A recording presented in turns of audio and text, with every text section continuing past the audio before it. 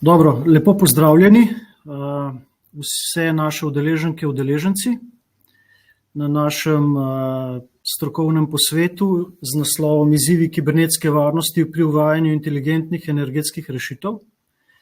Današnji dogodek soorganizirata dve pomembni organizaciji, in sicer Slovensko združenje za korporativno varnost in pa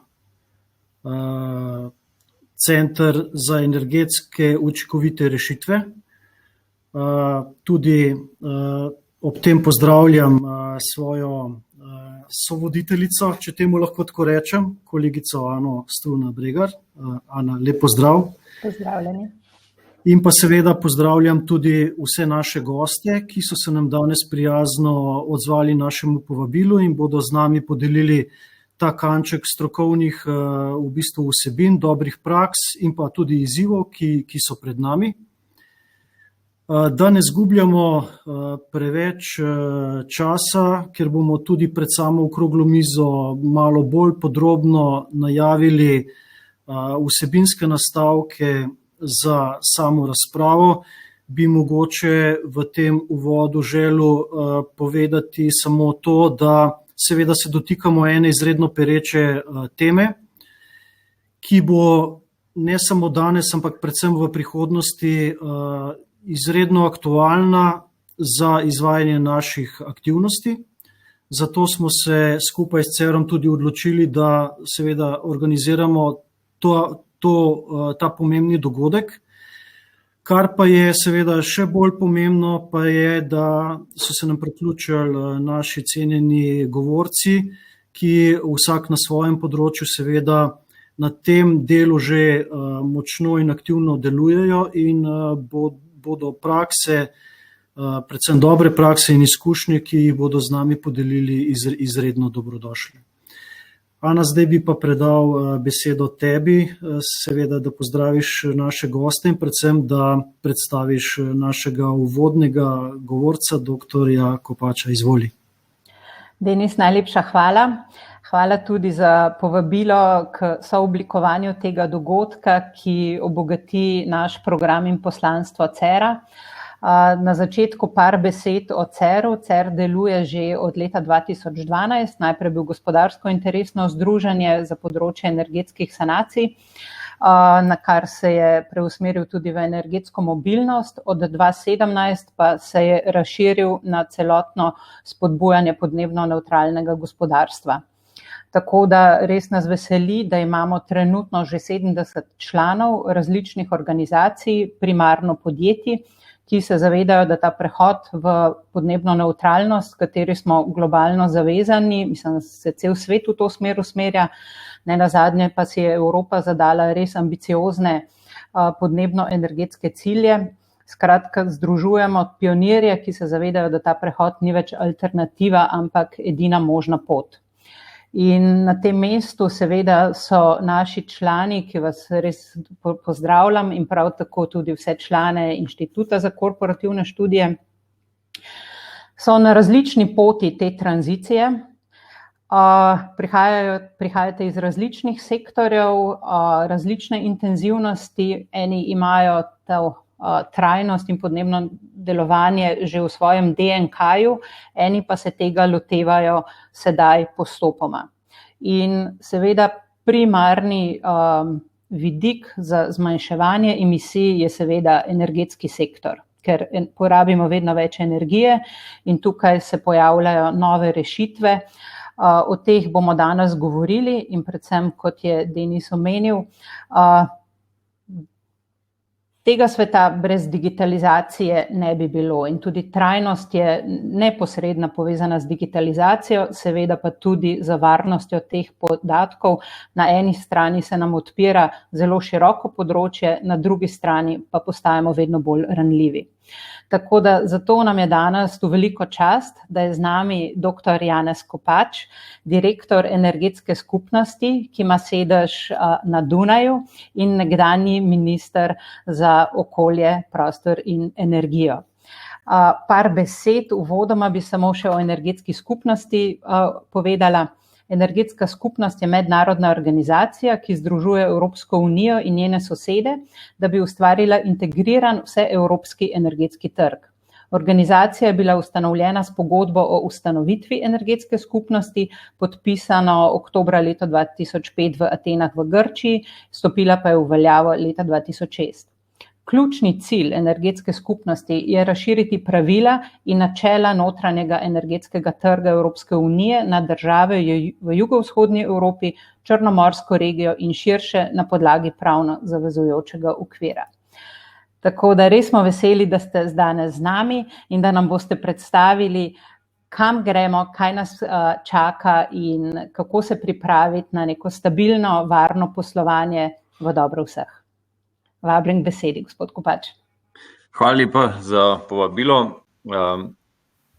Jaz tole organizacijo zdaj res vodim že 8 let in nekaj več, ampak naš osnovni produkt, če smem tako reči, je izvoz prava Evropske unije v države, ki se spogledujejo oziroma intenzivirajo svoje sodelovanje z Evropsko unijo.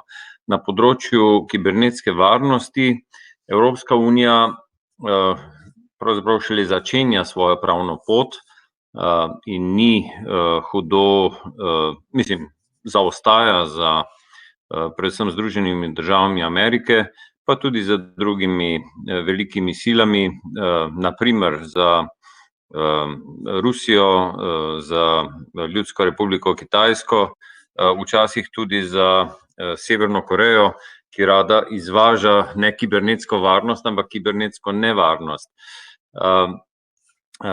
na precej organiziran način.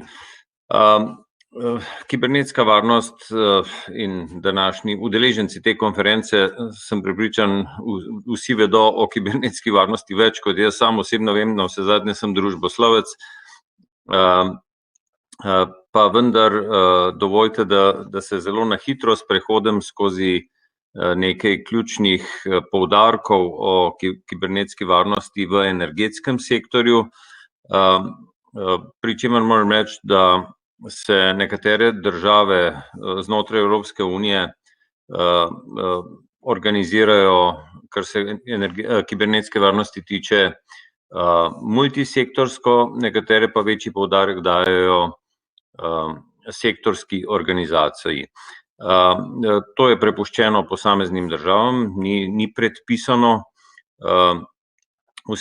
vsekakor pa je energetski sektor tisti, ki je tudi v preteklosti že bil velikokrat na udaru.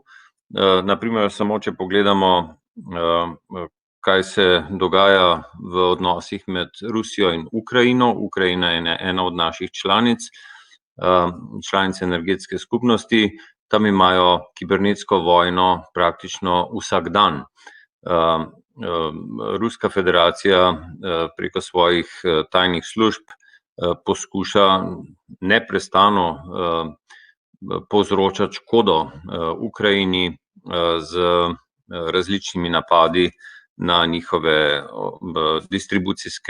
distributerje električne energije, prenosnega operaterja, torej njihov ELES ali pa Ukrenergo, to se pravi njihovega operaterja prenosnega sistema in tako naprej in tako naprej. To se bo dogajalo vse bolj in bolj, ampak o tem več v nadaljevanju. Če gremo lahko morda na nekaj splošnih resnic o digitalni tehnologiji.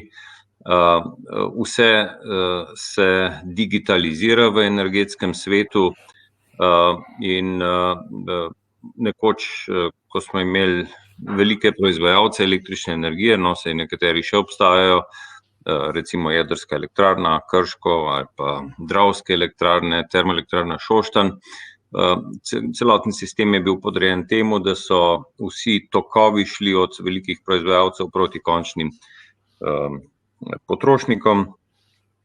Sedaj je to postaja vse drugače z inštalacijo tisočev fotovoltaičnih elektrarn, tudi vetrnih elektrarn, nažalost ne v Sloveniji.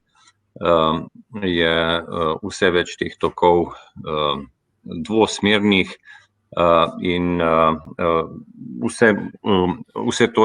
vsemu temu je treba prilagoditi funkcioniranje IT-ja in operacijskih tehnologij. Mogoče naslednji slajd, ker to je pač splošen pregled trendov, ki verjamem, da so udeležencem seminarja precej poznani. In seveda digitalizacija omrežja omogoča njegovo večjo učinkovitost, ampak s tem tudi povečuje njegovo ranljivost in kompleksnost. Morda naslednji slajd.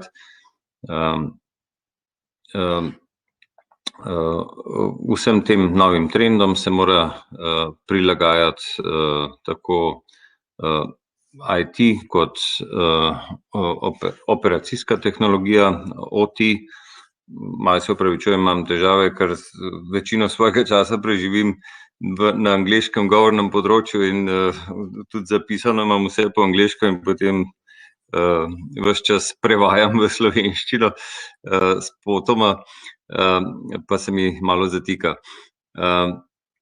No in ta nov, torej pametno omrežje ima nekaj podobnosti z internetom, predvsem pa ima tudi mnogo svojih posebnosti. Recimo pri internetu je običajen promet je tako imenovani best effort, to se pravi najboljši poskus, pri pametnih omrežjih pa imamo zelo natančne zahteve po času reagiranja, ki je recimo gre vse do 3 milisekund, to se pravi 0,003 delčka sekunde. Tudi vse se dogaja v tako imenovanem realnem času, hkrati pa je treba vse to usklajevati z dosedanjimi že izgrajenimi komunikacijskimi modeli. In skratka, pametno omrežje uporablja druge protokole za komunikacije kot pa internet in zato je seveda potrebno zgraditi povsem nov vzporedni svet komunikacij. Naslednji slajd je vsi ti izzivi prinašajo s seboj tudi nove izzive, kar se varnosti tiče, in pri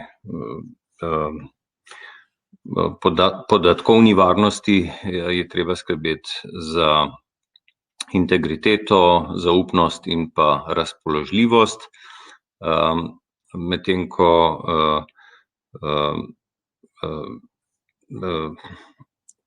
največji izziv je seveda pri kombinaciji tradicionalnega analognega omrežja z vsemi temi novimi elementi, ki so sestavni del pametnih omrežij.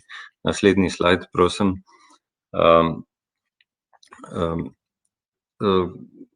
Osnovne zahteve kibernetske varnosti pri pametnih omrežjih zahtevajo torej neprekinjeno zagotavljanje napajanja, potem neprestano možnost ponovne, torej shranjevanja podatkov ali pa obnovitve podatkovnih baz, neprestano opazovanje možnosti napadov na ta sistem in odpravljanje ranljivosti, in seveda izgradnjo okolja, ki omogoča varno funkcioniranje sistema. V starih časih je bilo varno funkcioniranje sistema zagotovljeno, če je bilo tako imenovano off the grid, to se pravi izolirano, ampak danes je to na ta način nemogoče zagotoviti, zato ker se slej ko prej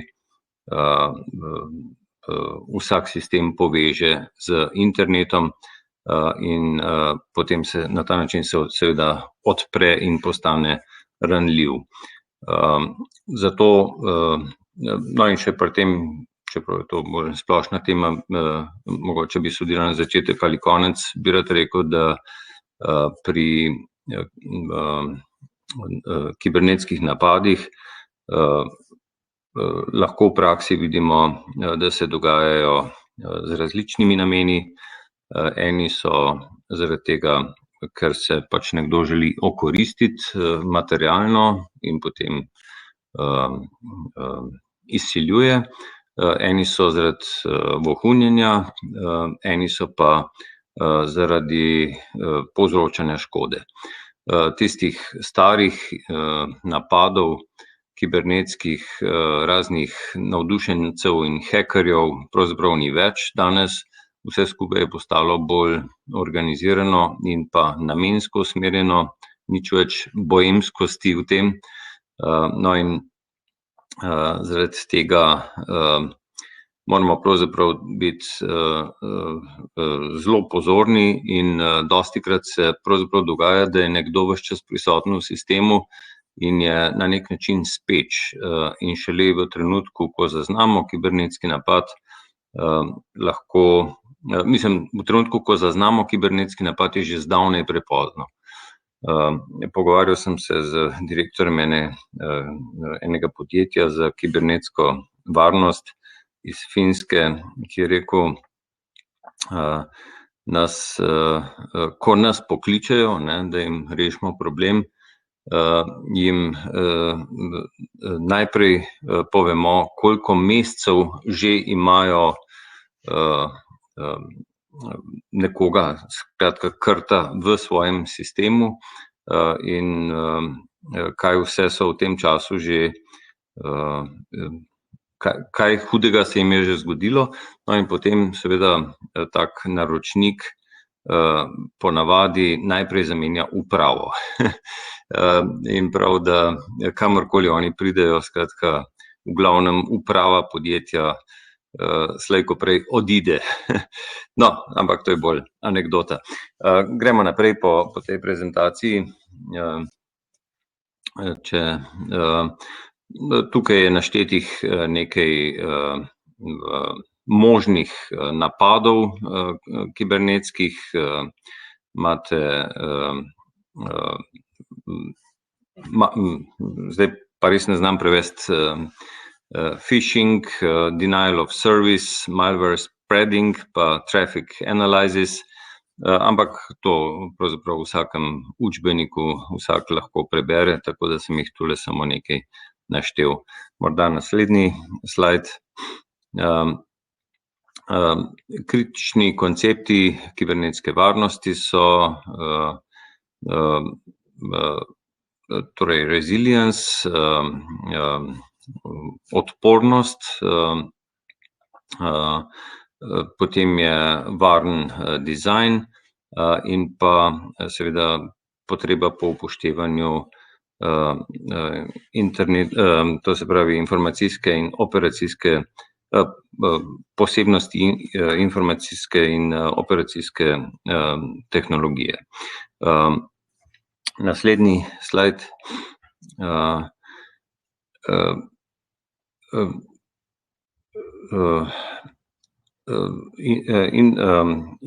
Informacijska in operacijska tehnologija sta se v preteklosti razvijale ločeno, separatno. To je danes pravzaprav nemogoče, zato ker pravzaprav postajata integralni del eden drugega.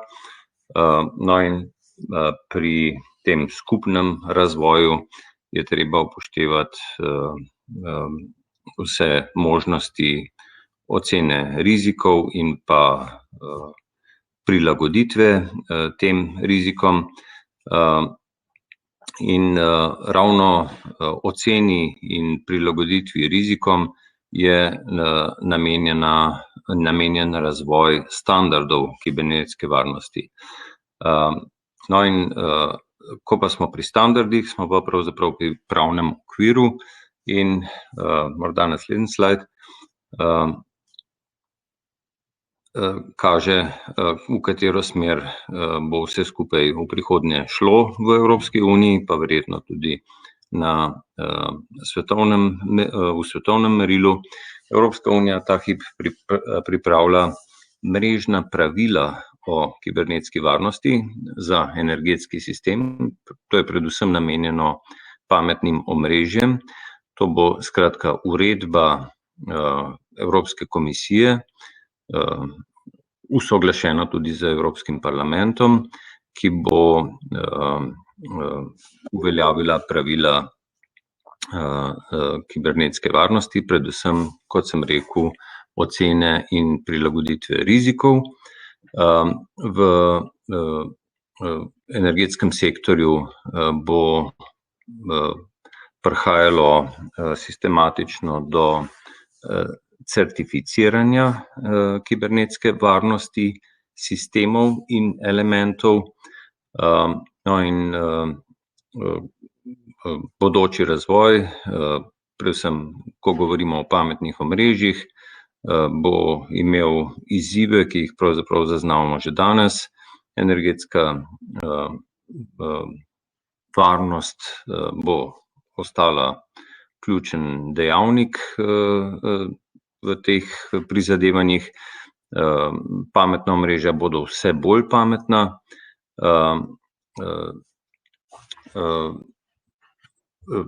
Strokovni izzivi in pa potrebe po ekspertih se bodo vse bolj večale, ker so pač tudi izzivi vse večji in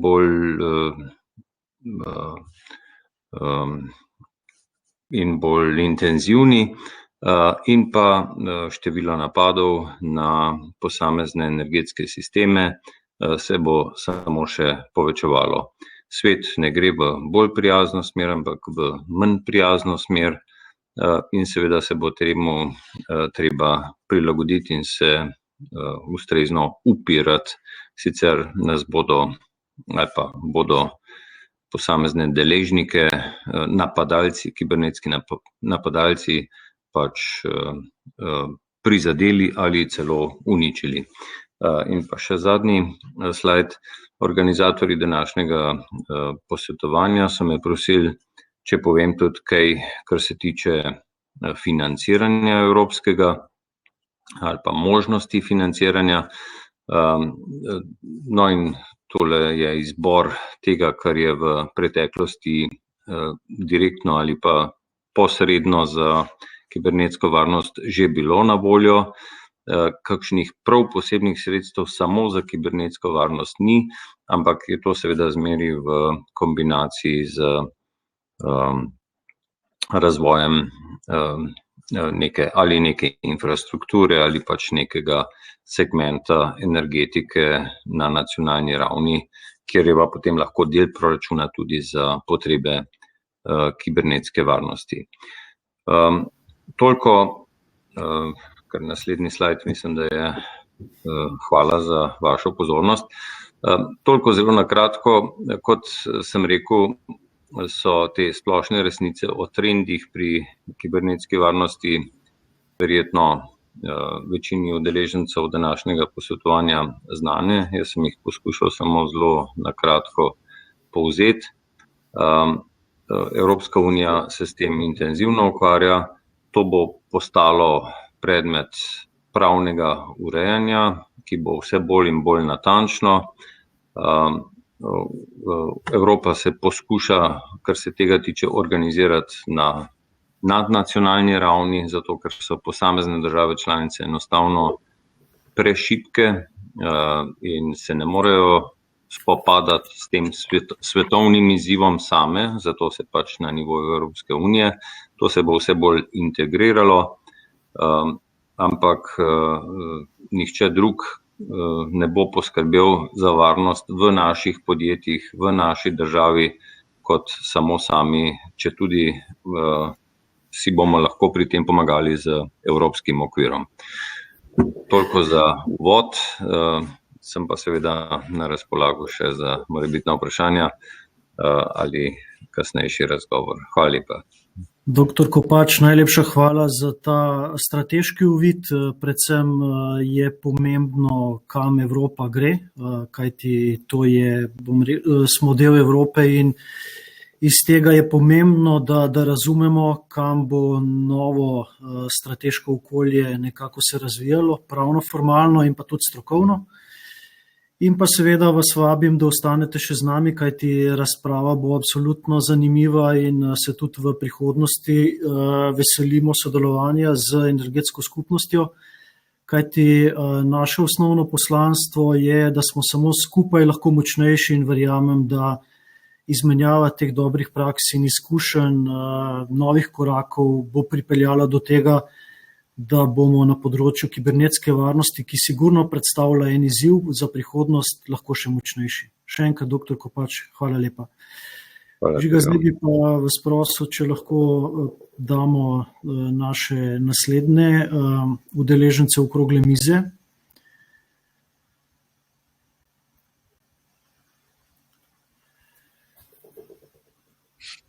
Naj v kratko predstavim naše naslednje sogovorce. Med nami so danes dr. Uroš Svete, direktor Uprave Republike Slovenije za informacijsko varnost. Uroš, lep pozdrav. Magister Gorazd Tažman iz Elesa, namestnik direktorja za strateške inovacije. Gorazd, lep pozdrav tudi tebi. Magister Žiga Fišer, vodja strateškega razvoja v Luki Koper. Žiga, lep pozdrav tudi tebi. Kolega Anže Zaletel, pooblaščenec za informacijsko varnost v podjetju Iskra Emeko.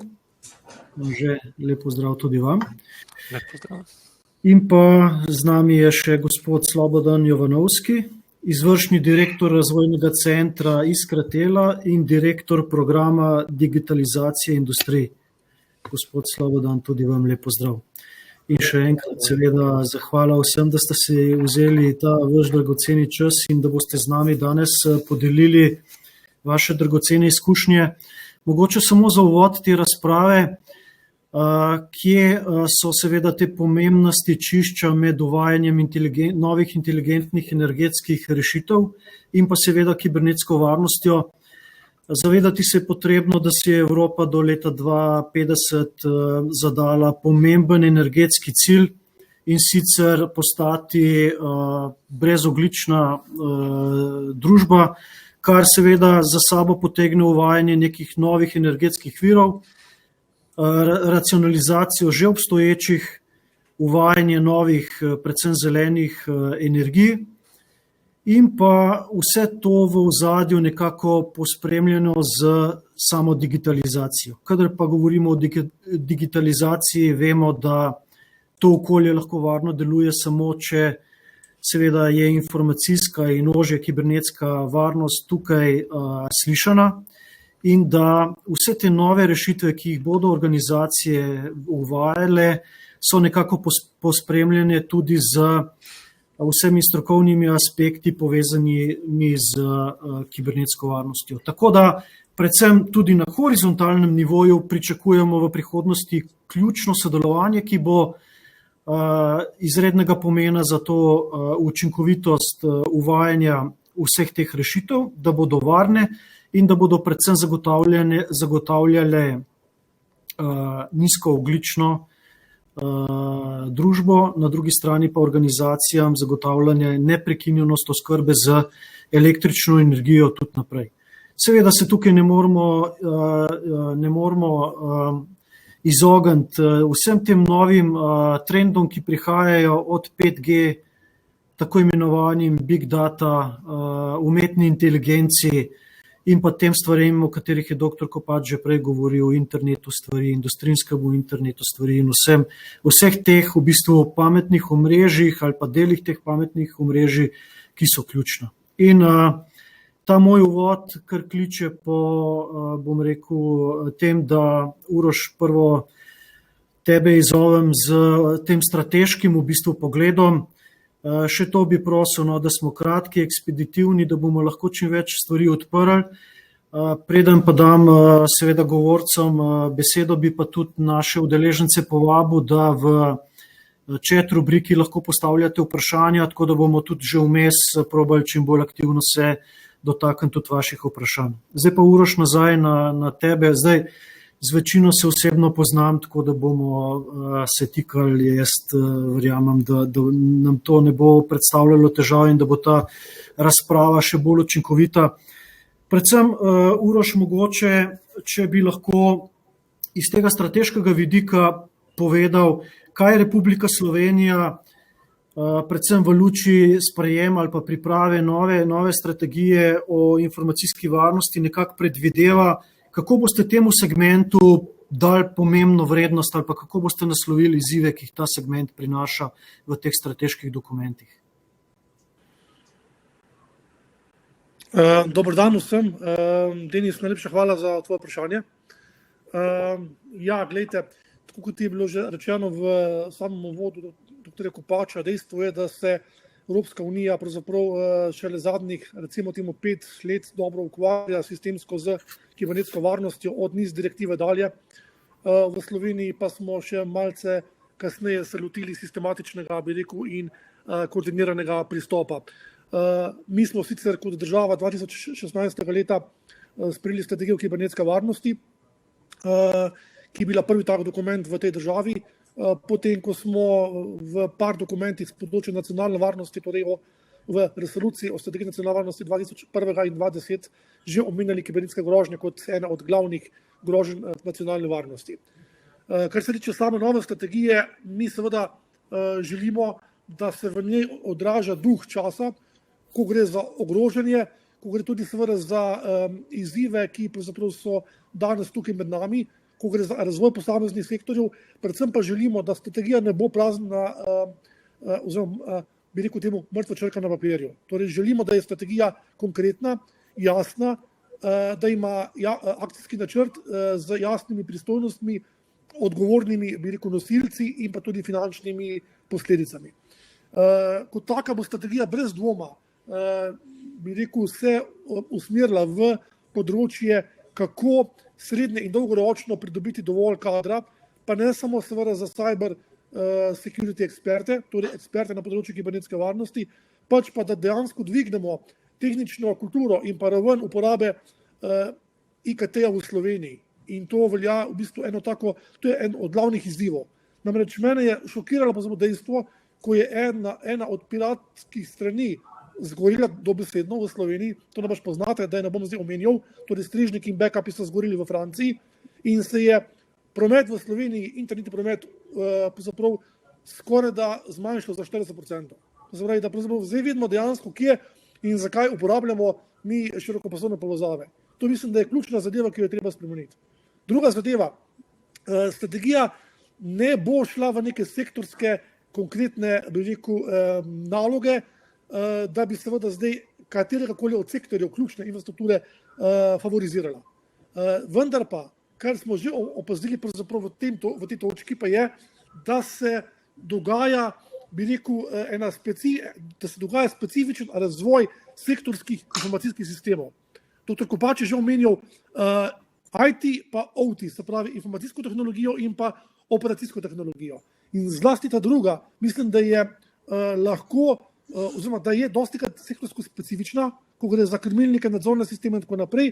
Imamo tudi seveda določene sektorje, ki imajo podobno to tehnologijo in ta tehnologija je toliko specifična, da bi bilo smiselno tudi v operativnem smislu odzivanja na kibernetske incidente razvijati neke, če tako rečem, security operating centre, ki bi bili prav fokusirani in pa posvečeni bolj delu na specifičnem OT-ju. To mislim, da je ena od stvari, ki bi jo veljalo v naši strategiji nasloviti in jo bomo tudi temu ustrezno seveda tudi, bi rekel, zapeljali. Namreč dejstvo seveda je, da se države, kot je bilo tudi že rečeno, odzivajo na kibernetske incidente različno. V Sloveniji smo se odločili, da pravzaprav z vidika odzivanja gremo v bolj centraliziran model, da imamo torej en nacionalni odzivni center, da imamo en pristojni nacionalni organ, pa seveda, da hkrati podpiramo sektorsko specifične varnostno-operativne centre, ki pravzaprav potem skrbijo za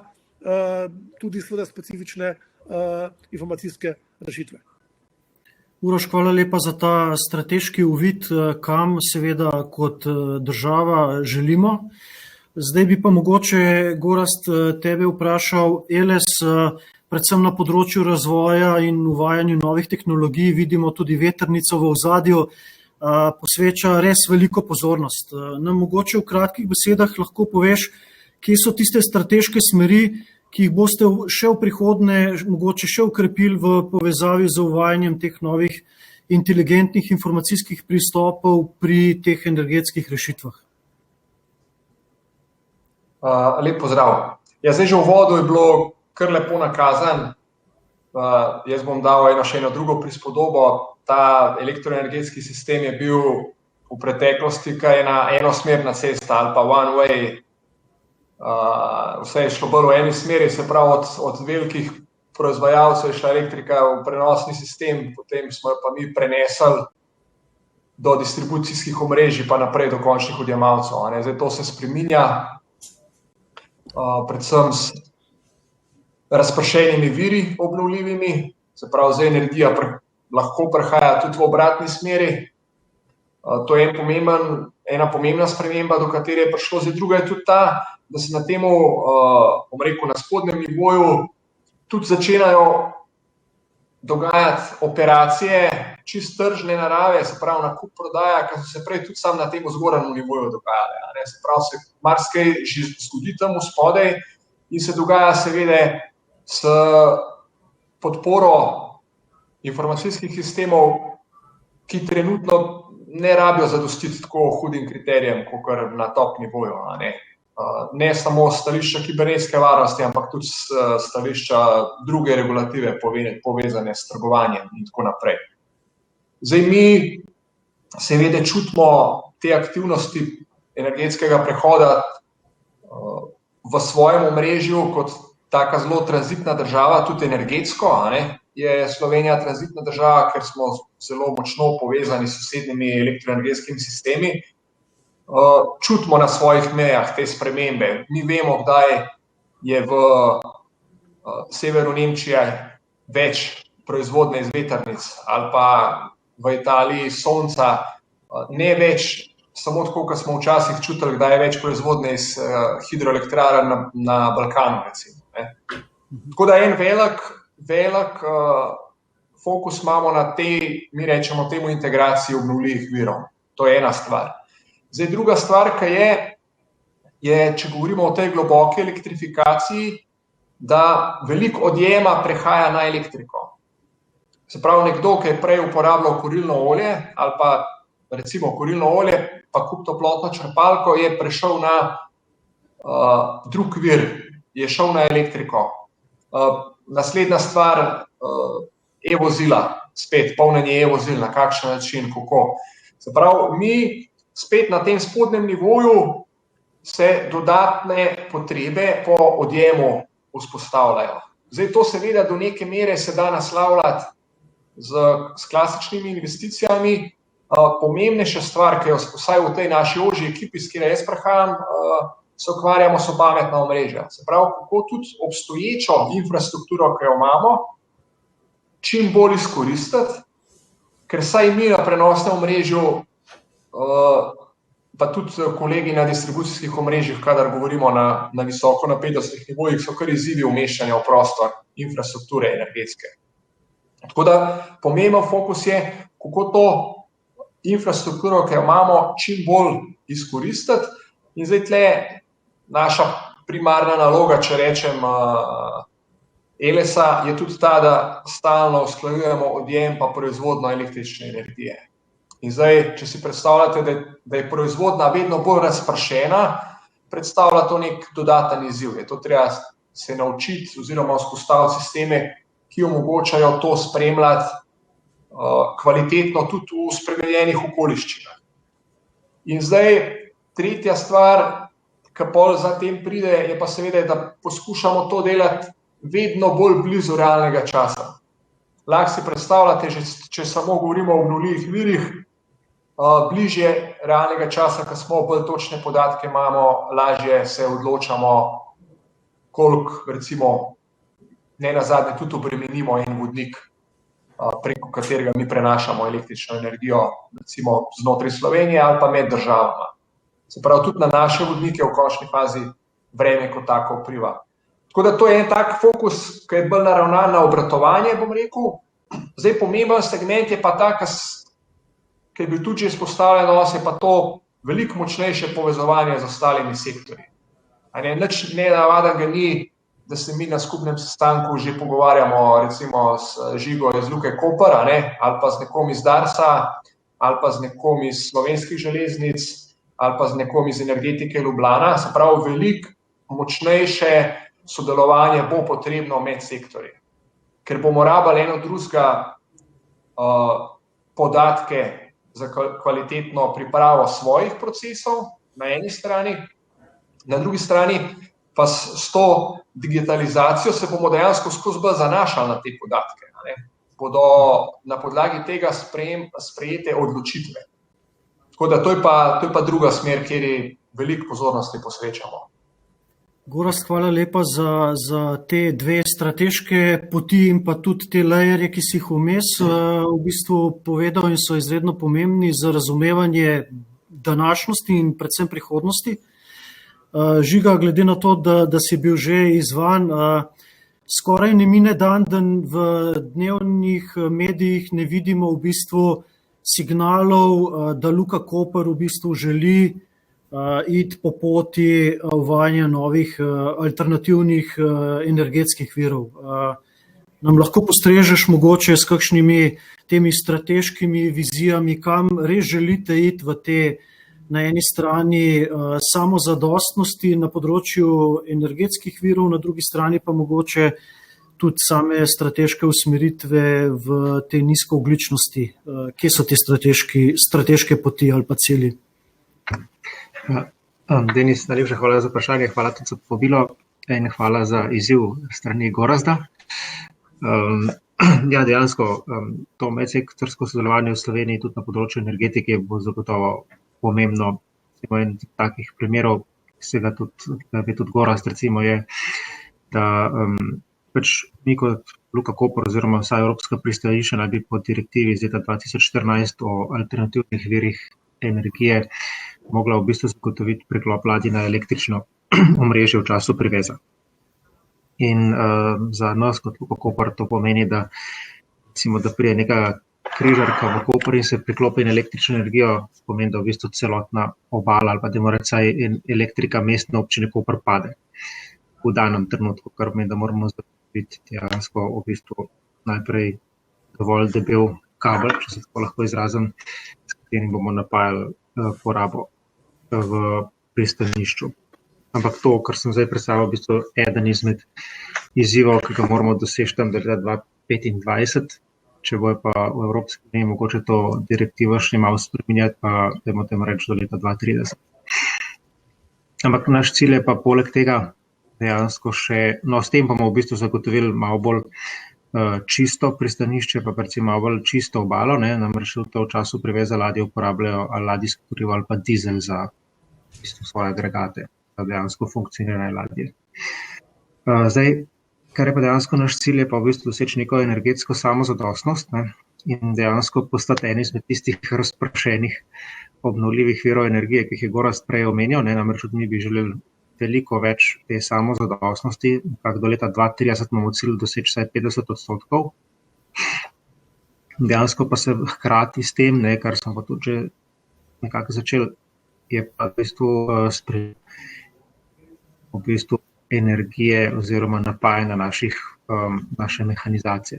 Zdaj imamo recimo na kontejnerskem terminalu 20 dvigalo tega jih je 12 že elektrificiranih, cilj je v bistvu vse elektrificirati.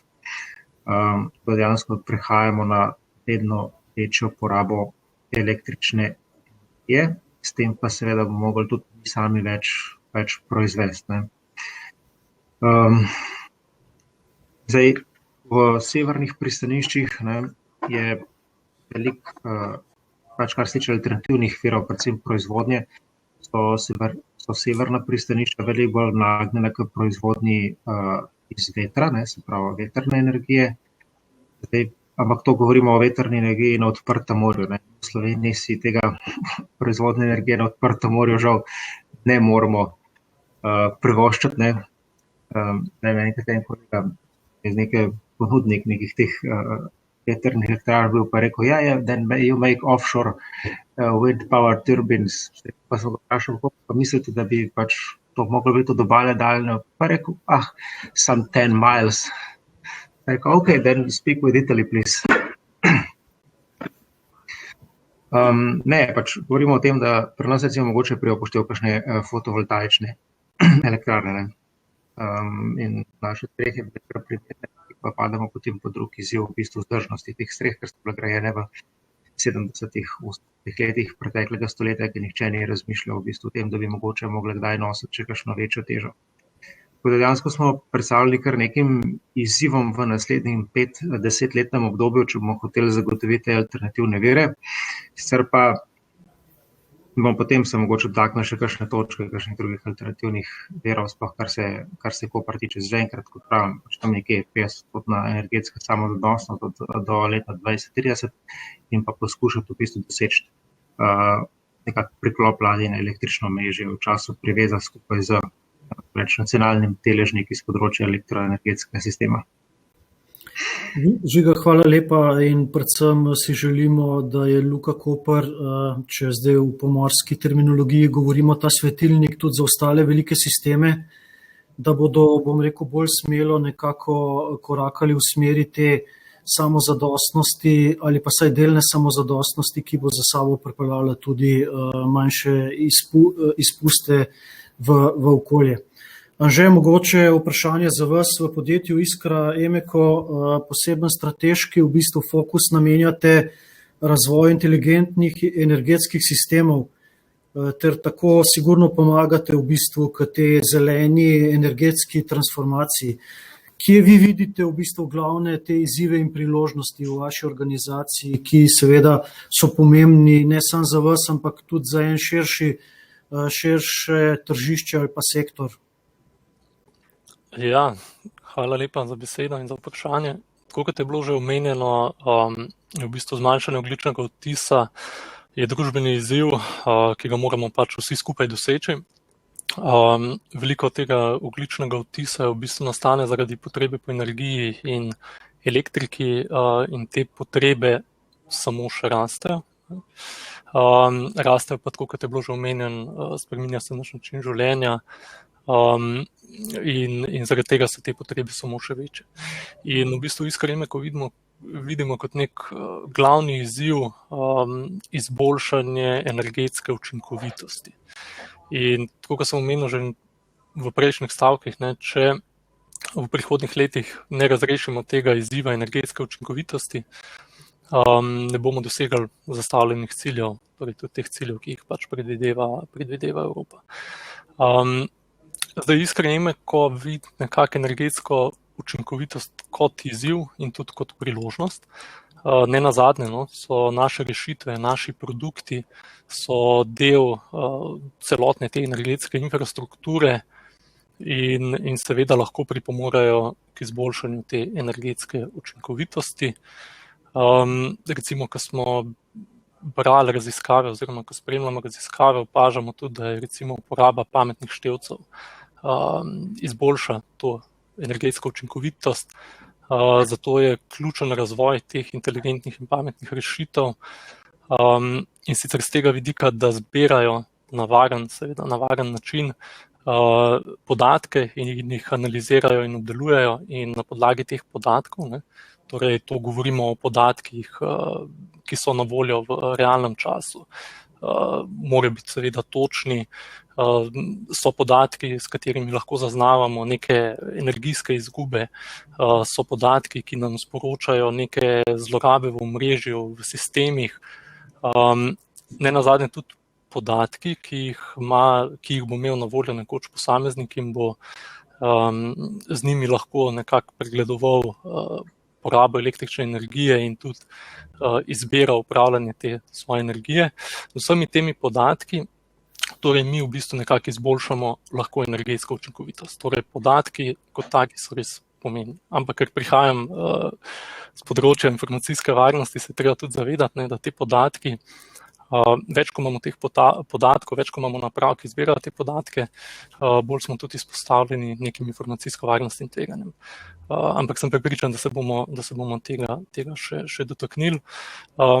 Tako da nekako iskreno, ko tudi gledamo na to, torej ja, seveda želimo si, da naši produkti izboljšajo energetsko učinkovitost celotnega sistema, obenem se pa tudi zavedamo, da zato, da nekako izvedemo to zeleno energetsko transformacijo, moramo seveda zagotoviti ustrezen nivo informacijske varnosti.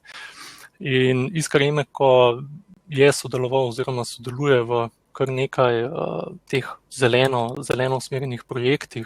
Zadnji tak projekt je Green Penguin, kjer smo v bistvu nekako predstavili idejo, kako bi z neko digitalizacijo stavb, z uvedbo tehnologij v samih zgradbah in tudi z aktivno vključenostjo prebivalstva.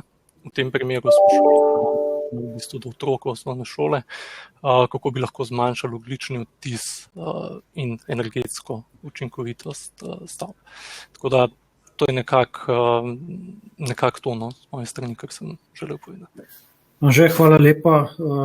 Dal ste že nastavek tudi za vprašanje, ki sem ga nekako želel kolega Slobodana vprašati. In sicer pametna digitalizacija, o tem verjetno bomo danes še veliko govorili, je verjetno eden izmed pomembnih razvojnih segmentov, ki jih v bistvu razvijate znotraj Iskratela s svojimi partnerji. Kje so tisti preboji, kjer menite, da pri uvajanju te pametne digitalizacije lahko pomagate k učinkovitim in predvsem varnemu uvajanju teh inteligentnih energetskih rešitev in pa učinkovitih rešitev tudi, predvsem? Denis, hvala na vprašanju. Hvala za priložnost, da lahko imenu Iskratela kaj povemo o tem. Zdi se mi, da moji predhodniki so dali izjemno dober nastavek za tudi za moj odgovor. Praktično vidimo, da izzivi v energetiki so taki, da obstoječi sistemi delujejo na podlagi upravljanja strani operacijskih sistemov svojih, torej sistemov, ki imajo industrijsko ekspertizo, primer SCADE in razne. Na drugi strani uvajamo informacijske tehnologije, ki nam omogočajo razno zbiranje podatkov in tako naprej. In logičen odgovor, ko smo si ga mi dali na podlagi vprašanja, kaj pa je tukaj pomembno, pomembna je integracija. Torej integrirati IT in OT sisteme in to integriramo na podlagi podatkov. Podatki, ki so zbrani iz ene in iz druge sfere in jih integriramo. Zato, da ti podatki učinkovito služijo odločanju, kot je kolega prej omenil, te podatki morajo biti usklajeni, torej normirani. Srečujemo se s tem, da razni sistemi danes imajo za isto stvar eno, da rečem tako, z isto osebo, eno ime pa priimek, drugo osebo, drugo ime pa priimek. Torej, treba je podatke normirati, standardizirati, postaviti jih na nek usklajen sistem, prenašati iz raznih IT in OT sistemov, dati jih v to bazo, kjer bojo normirane in potem jih uporabiti. Torej, potrebna je, kot rečeno, sistemska in podatkovna integracija, modeliranje podatkov. To so te dve breakthrough, ali kako rečemo, prebojni momenti. Potem ne smemo pozabiti, kako je prej bilo rečeno strani, mislim, da gospoda Gorazda iz Elesa, ta volatility, ko se prenaša zdaj v naše energetske sisteme. od spodaj, torej in strani proizvodnje in strani potrošnje. Ne. Zato, da to uskladimo, to rabimo nekaj efikasno upravljanje tega. Prvo, zberemo podatke in potem kaj na podlagi teh podatkov. Lahko jih analiziramo tako ali drugače. Mi smo se lotili tega problema tako, da uvajamo analitične module, analitične metode s pomočjo teh novih dosežkov. Najprej machine learning, se pravi učenje, strojno učenje na podlagi nekih vzorcev in seveda to je neki nastavek umetni inteligenci, ko uvajamo artificial intelligence. Ker mislimo, da tako stopnjo volatilnosti, ki jo imajo, ki je vnešena v teh omrežjih, žal brez zelo močnih sodobnih informacijskih sistemov ne bomo mogli obvladati. Torej, obvladovanje smart gridov s pomočjo podatkov, ko jih zberemo in na podlagi teh podatkov uvajanje močne analitike. Seveda, v našem sistemu se zavedamo, da kakorkoli, če integriraš nekaj, potem, tako kot so kolegi rekli, uvajaš neko možnost digitalizacije, vendar si tako izpostavljen. Zato je treba vse nove sisteme, ti sistemi morajo imeti integriran security model, a pa, kako se reče temu, security by design. Zato te AAS, varnostne storitve je treba imeti. Mi imamo konkretno pri nas te RBAC, znači role-based access control, ko se da potem ta model dedovanja, torej teh varnostnih kriterijev in tako naprej. Torej, integracija sistemov, integracija podatkov, normiranje, uporaba teh podatkov s sodobnimi analitičnimi metodami in izključno varnost že dizajnirana v sistemu. To so, mislim, da te ključne stvari, ki bi jih izpostavil. Odlično, hvala lepa za izpostavitev teh ključnih v bistvu segmentov, ki so tudi iz varnostnega vidika izrednega pomena. In Uroš, bi ravno skozi to pot prišel spet k tebi. In sicer zdaj v tem prvem krogu smo videli, da digitalizacija in uvajanje novih inteligentnih rešitev je nek energetski trend in temu se absolutno ne bomo mogli več izogniti. Veliko smo govorili o tehnologiji 5G, ki bo verjetno že zdaj in v prihodnosti na primeru prenosov prinesla neko nove izzive in pa seveda postavlja to digitalizacijo na nek nov vidik. Mogoče, če bi ti probal nam podati nekaj informacij, kje so zdaj glavni izzivi, ki jih nekako regulacija tudi na področju EU-ja vidi, nekaj je že dr. Kopač odprl, pa vendarle se mi zdi, da se sploh na nekih sektorsko specifičnih v bistvu področjih zdaj kar dogajajo spremembe. Nam lahko mogoče kaj več informacij okoli tega poveš?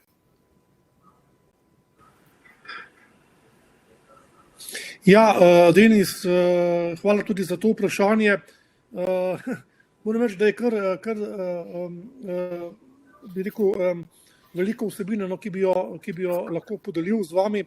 Zdaj, najprej, če bi se dotaknil že omenjene 5G tehnologije, pa ne da bi jo zdaj preveč poveličeval in vse to njeno sposobnost in zmogljivost, zlasti v smislu hitrosti prenosa podatkov in v izjemnem zmanjšanju odzivnosti oziroma latence. Brez dvoma bo pač 5G v prihodnje nek temelj za decentralizirano digitalizacijo in avtomatizacijo procesov. In to velja za vse ključne sektorje, vključno seveda tudi z energetiko. Po drugi strani so pa ravno izpostavljenost gospodarstvu in pa celotni družbi zaradi tega zelo povečala. In sicer tudi zaradi tega, ker pravzaprav se veliko pozornosti namenja virtualizaciji znotraj omrežij znotraj 5G, bi rekel, tehnologije, kar seveda pomeni, da bo velik del, bi rekel, same varnosti slonel na programski opremi. In to pa sami vemo, da je pravzaprav že danes izjemno kompleksna, tako da jo še proizvajalci več ne morejo kontrolirati, kot vidimo recimo v zadnjih primerih hudih tako imenovanih zero day exploitov in ranljivosti, ki se dogajajo. Vidimo, da so tudi največji velikani za to za to dovzetni. Tako da tukaj nas čaka precej velik izziv, vključno z pomanjkanjem strokovnjakov in pa z nadzorom same bi rekel, dobavne verige. To pa je že točka, ki bi jo mogoče izpostavil, ko gre za naslednji korak, torej za korak, kako se pravzaprav v Evropski uniji tega področja lotevajo, pa lotevamo, kot država članica tudi mi. Zdaj, ena zadeva brez dvoma je, se pravi, neko skupno stališče, nek skupen, bi rekel, approach, nek skupen pristop do tega področja in kot recimo rezultat se lahko že omenja 5G orodjarna, ki je poenotila pristope držav do tega področja. Druga zadeva, v bistvu Evropska komisija od ENISE, ki je postala stalna agencija za kibernetsko varnost, zahteva pripravo certifikacijske sheme za kibernetsko varnost 5G-ja. Potem pa seveda gre tudi za pričakovati, da bomo vse več pomembnih ključnih informacijskih produktov na ta ali drugačen način certificirali. Torej, certifikacijske sheme so nekaj, kar pravzaprav se bo moralo dejansko izvesti in mislim, da bo tukaj izjemno velik napor potrebno vložiti, glede na to, da ni dovolj, da imaš samo certifikacijske sheme, pomembno je tudi to, da jih nadziraš in kontroliraš. Ker kot se je recimo pokazalo pri avtomobilski industriji, ni dovolj, da imaš standarde, da imaš certifikacijo, če tega ne kontroliraš, se vedno lahko dogajajo potem tudi seveda stranpoti in težave. Tako da regulacija tukaj ima kar nekaj izzivov, po drugi strani pa moram tudi omeniti, da se pripravljata dve novi direktivi, kar se tiče varnosti, ki mislim, da je za naše poslušalce in gledalce zanimivo. Prva je NIS-2, tako imenovana NIS-2 direktiva, se pravi direktiva o varnosti omrežij in informacijskih sistemov, ki bo nasledila obstoječo. In druga je CER direktiva, se pravi Critical Entities Directive, ki pa bo zaprav nadomešča ali pa bo regulirala kritično infrastrukturo in sicer zlasti z vidika fizične varnosti.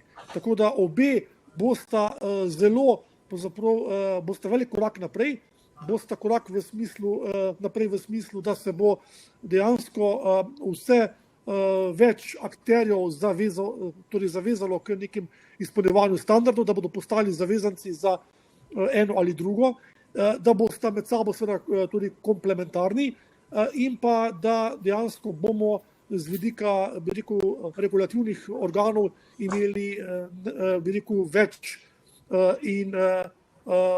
več zmogljivosti, predvsem pa seveda tudi več možnosti za sodelovanje z deležniki na trgu.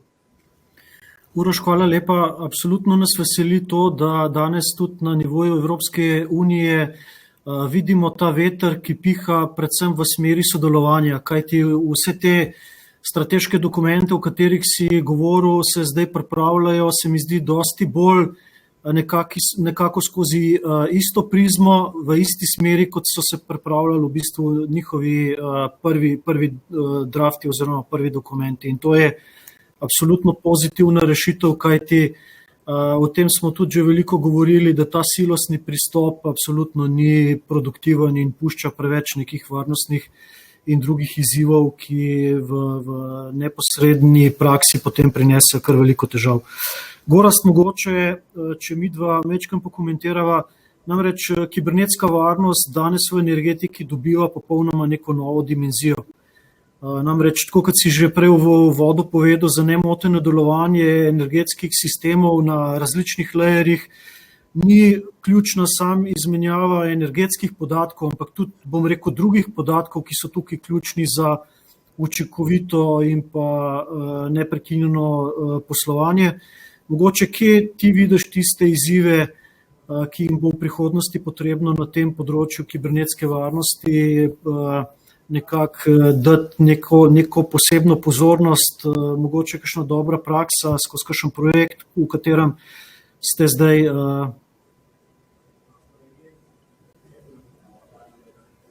Ja,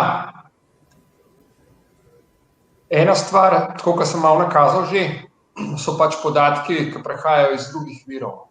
Recimo, bom navedel en malo bolj konkreten primer. Mi smo interno na ELS-u razvili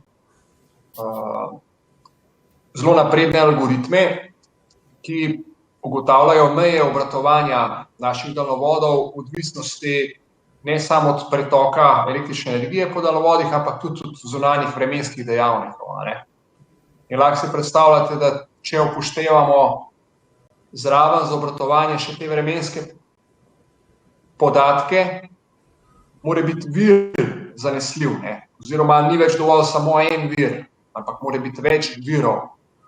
Sprav čist nek podatek, ki ga v preteklosti nismo uporabljali, začne v realnem času vplivati na to, kako mi uporabljamo svojo infrastrukturo. To je recimo na tem nivoju. Zdaj na tem spodnjem nivoju, ko sem ga prej omenjal, je seveda spet sistemskim operaterjem, ne samo nam, vsem v interesu, da je infrastruktura enakomerno obremenjena. Tako da, kaj so stvari, ki se dogajajo, ena taka stvar je, o kateri se zdaj veliko govori, je počasno vodeno polnjenje električnih vozil, se pravi, ne da se to polni na hitrico vse naenkrat, ampak počasno vodeno. In zdaj, za take sisteme si predstavljate, pridemo do vsake naprave in sistem kar naenkrat rata ranljiv na nivoju odjemalca kot naprave, govorim, niti ne kot hiše ali pa stavbe, ampak na nivoju ene naprave. In zdaj recimo taki odjemalci, ki bodo del nekih urejenih sistemskih rešitev, ki bodo tudi podprte strani, resnih vendorjev, ki se tega zavedajo, recimo Anže pa Slobodan, oni te stvari razumejo, ampak čas velikih sprememb je tudi čas velikih priložnosti.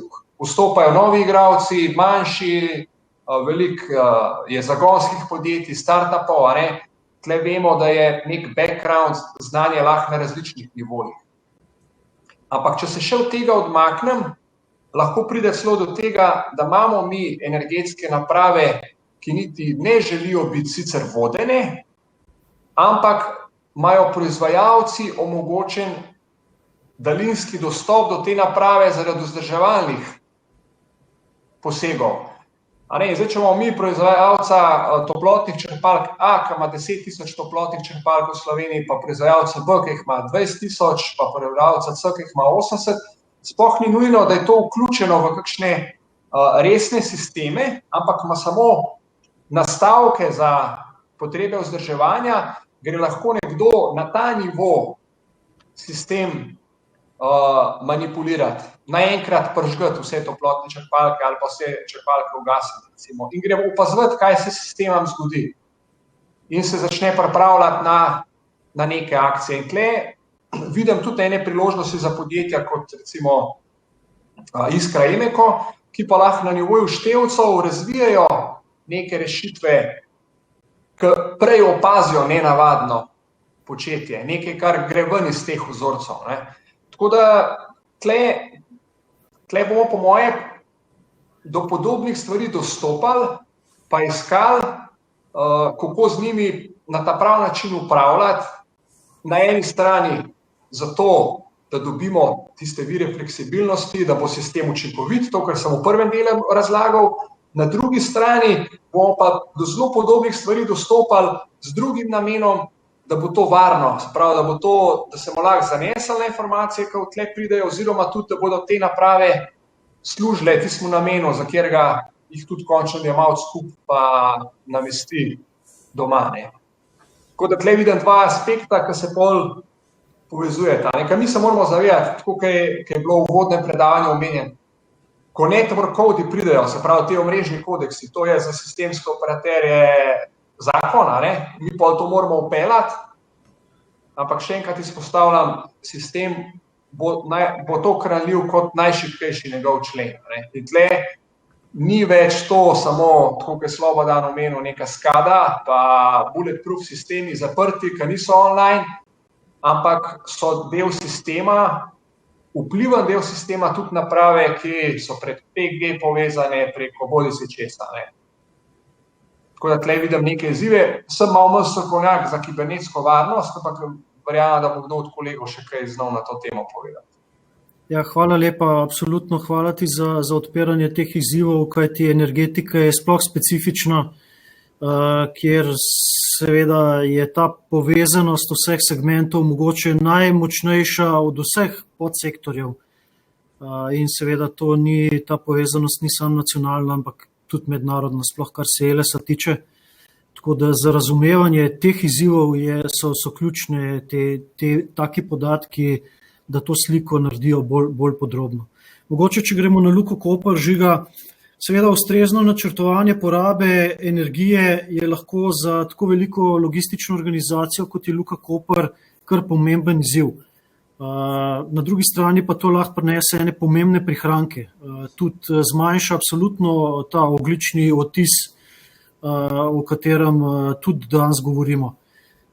Pred kratkim ste se prijavili z mednarodnim konzorcijem prijavili na raziskovalni razvojni projekt, in sicer Green Protocol, kjer v bistvu ste poskušali en del teh idej nekako transformirati skozi to projektno idejo.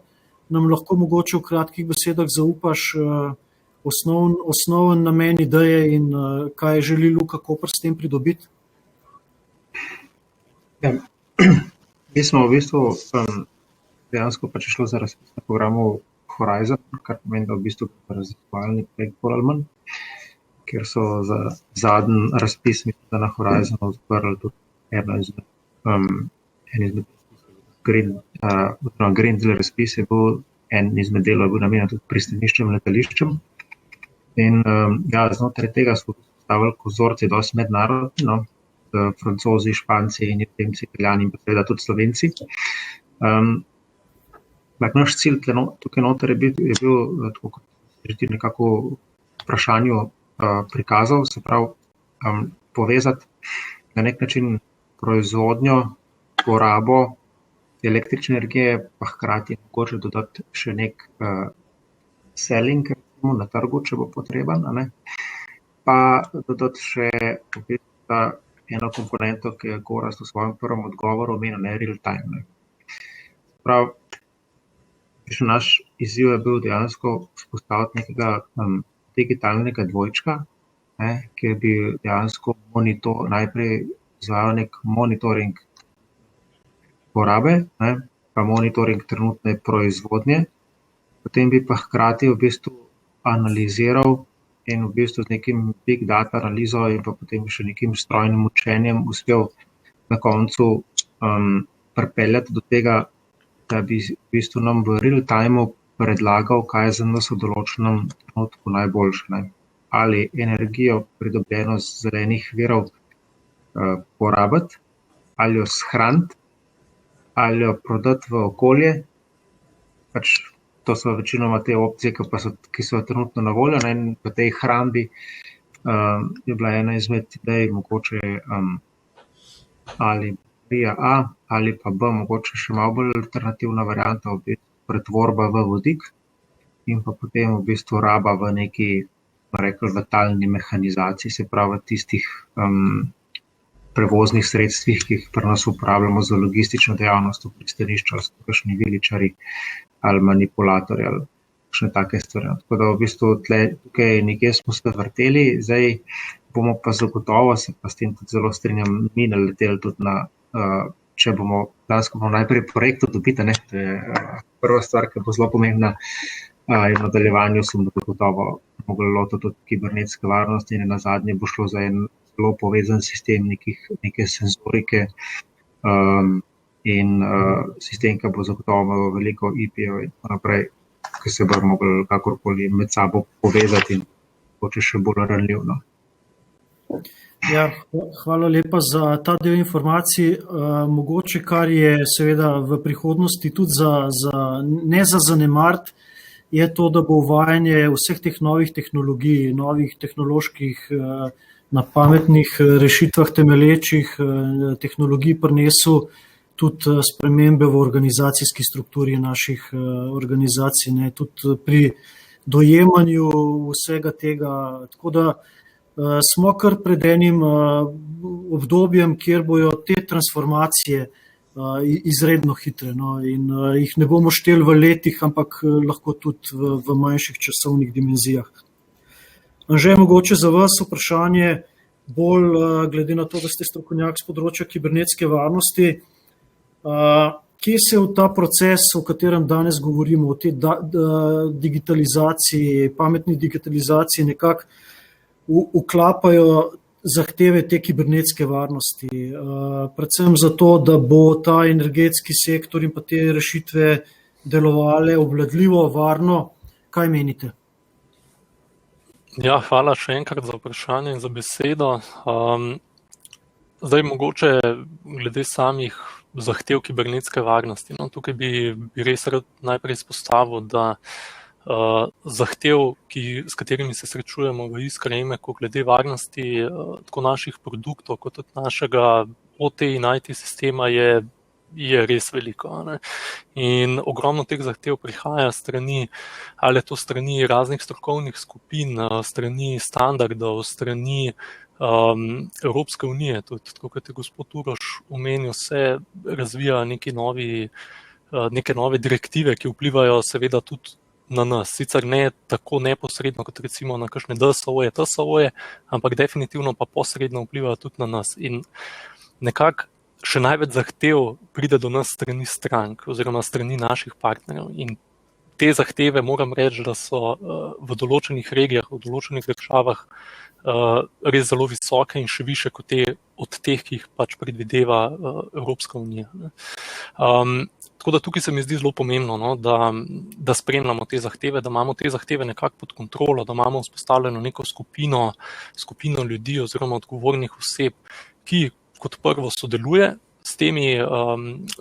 v vseh teh skupinah, ki te zahteve nekako pripravljajo, in pa da pač tudi spremljamo tehnično nekako, kako se razvijajo standardi in kako vse te tehnične in organizacijske zahteve implementirati v naše produkte. Zdaj mogoče, kar se tiče bolj nekih organizacijskih, tehničnih ukrepov in kako na njih odgovarjamo v Iskra-Emecu, seveda moramo najprej vzpostaviti visok nivo informacijske varnosti v naši organizaciji in seveda zavedanje pomembnosti informacijske varnosti v naših produktih. Brez tega praktično ne gre. Tako da moramo imeti vzpostavljen sistem upravljanja informacijske varnosti.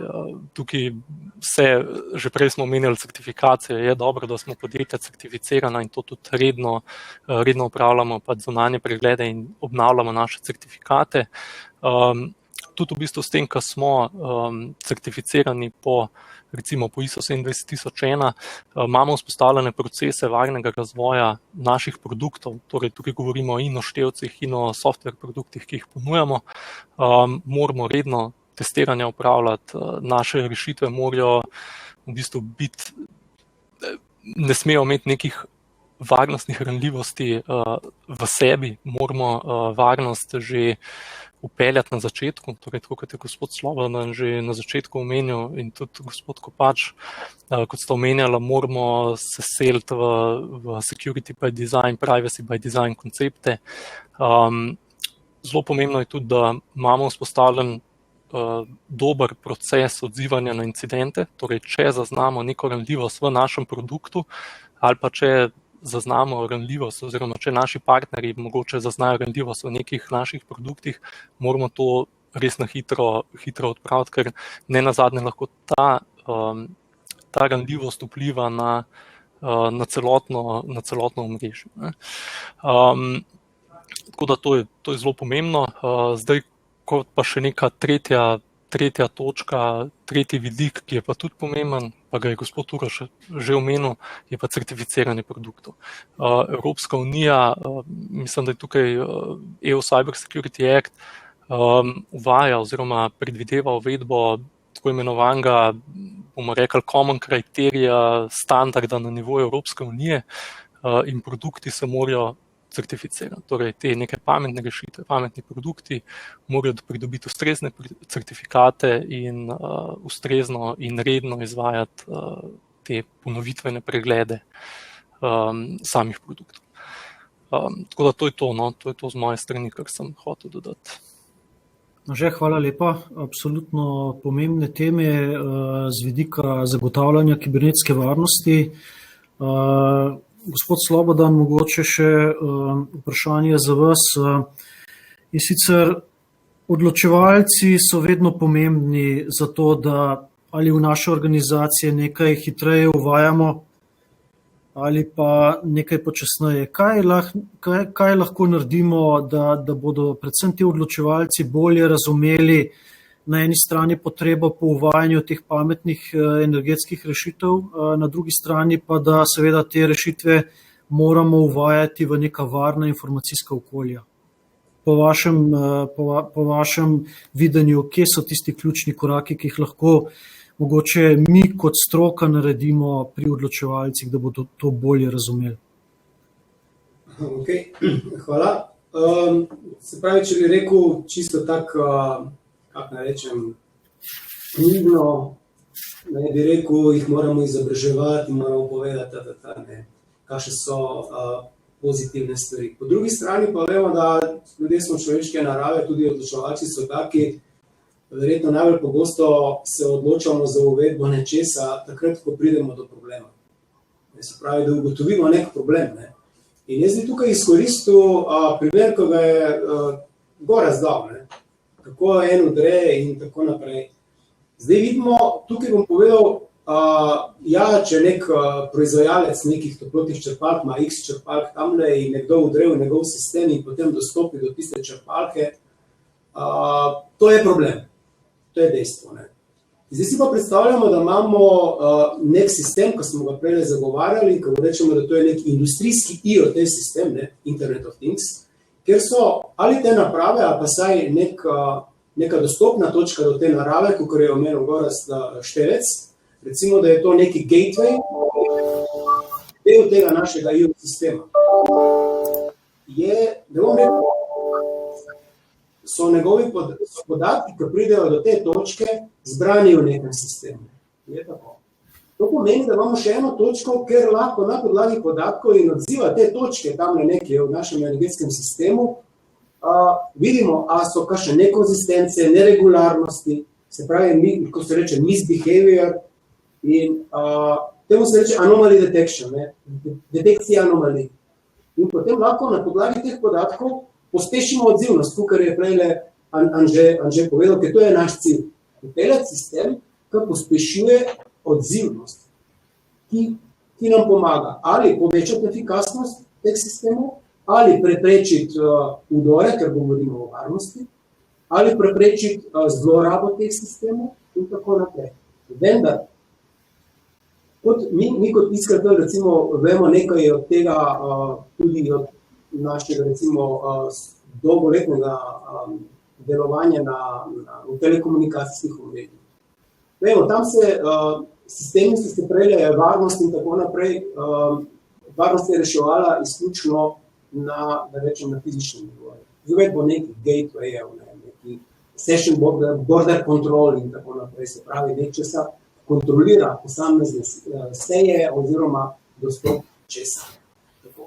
Danes je z uvedbo IP mrež in interneta in vsega skupaj vse postaja bistveno bolj komplicirano. Zato je treba, kot rečeno, na podlagi podatkov, na podlagi povezljivosti vseh sistemov vse to združiti in s pomočjo primerov pokazati odločevalcem, kaj so pozitivne prednosti uvedbe enega takega sistema za zbiranje in obdelavo teh podatkov. Kot rečeno, če zberemo te podatke, potem lahko detektiramo anomalije, lahko predvidimo neka dogajanja, kot je bila rečena tudi primer, ni samo napetost taka vpliva, oziroma ni samo potrošnja energije, ki vpliva, tudi vremenski vplivi vplivajo na pretočnost po daljnovodih in tako naprej. To se da tudi v sistem in se lahko napoveduje, glede na napovedi in tako naprej. To je to. Jaz bi jim rekel, da enostavno, če povežemo, če vpeljamo industrijski IoT sisteme, če povežemo naše te točke v sistemu, potem na nivoju DSO-jih ali pa TSO-jih jih potem te upravljamo. Lahko omogočimo s pomočjo podatkov upravljanje teh sistemov v smeri, ki si jih želimo.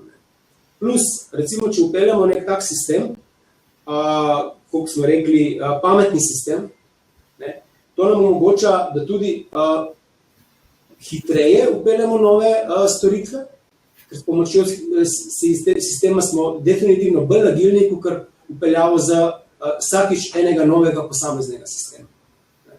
Se pravi, razširljivost, agilnost, vse so to, hitrost implementacije, to bi tudi poudaril, bistveno hitrejši, ko enkrat imamo en sistem, ki deluje, ko na delujoči sistem daste eno samo novo aplikacijo, je bistveno lažje, kot da novo aplikacijo v cel sistem upelje. Tako da ne vem, če sem odgovoril. Absolutno, hvala lepa. Vsa ta težišča, ki so pomembna tudi pri pričevanju, ne samo strateškega menedžmenta, ampak tudi širše strokovne in pa laične javnosti, so to definitivno pomembni segmenti.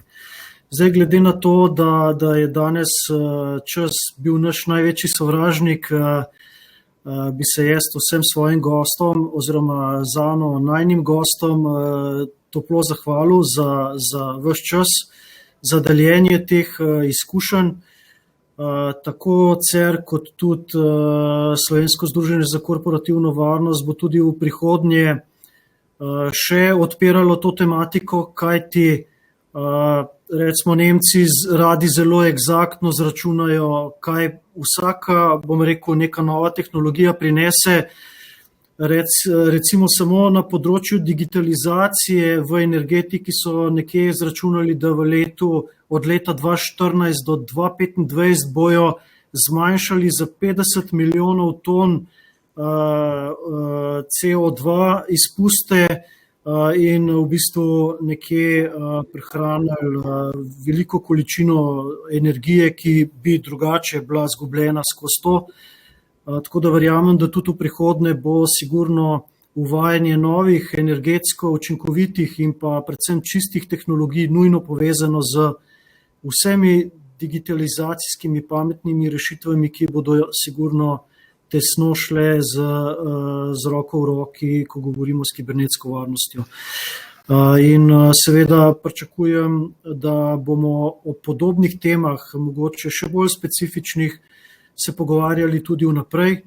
Absolutno na dnevih korporativne varnosti, ki sledijo 25-26. maj, kjer bomo še odpirali in še poglabljali te teme, o katerih smo danes govorili in tudi v preteklosti, kajti absolutno 1,5 ure ni zadosti, da lahko odpreš tako velike izzive, ki so pred nami. Še enkrat hvala lepa vsem mojim gostom, hvala lepa Ani, da nas je danes kot somoderatorka spremljala skozi ta dogodek. Hvala lepa CER-u, hvala lepa članom Slovenskega združenja za korporativno varnost in seveda kličem na svidenje ob naslednjem srečanju. Predvsem ostanite zdravi, upam, da čim prej dobite vse ustrezne doze cepiva, verjetno ne AstraZeneca, kaj drugega, ker zdaj je ta v hladilniku, ampak v vsakem primeru želim, da ostanete zdravi in da se v prvi priliki spet srečamo. Lep pozdrav. Enako, lep dan še naprej. Adijo. Hvala enako. Adijo.